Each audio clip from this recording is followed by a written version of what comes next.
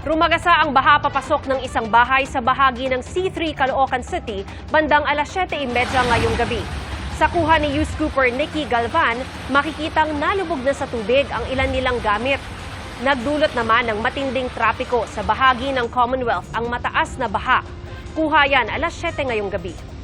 Alas 11 pa lang kaninang umaga, abot baywang na ang baha sa bahagi ng General Luis sa Novaliches, Quezon City.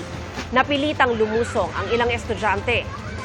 Abot baywang din ang baha kaninang tanghali sa bahagi ng Paso de Blas sa Valenzuela City. Ayon kay News Cooper Regine Puno sa Sota, maraming sasakyan ang tumirik at maging siya ay hindi na nakapasok sa trabaho. Sa Pasay City naman, hindi nagpatinal sa malakas na ulan ang News Cooper na si Armando Mortejo. Nakadalo pa siya sa graduation ceremony na ginanap sa Pasay City kaninang umaga.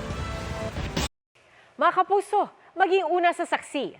Mag-subscribe sa GMA Integrated News sa YouTube para sa iba't ibang balita.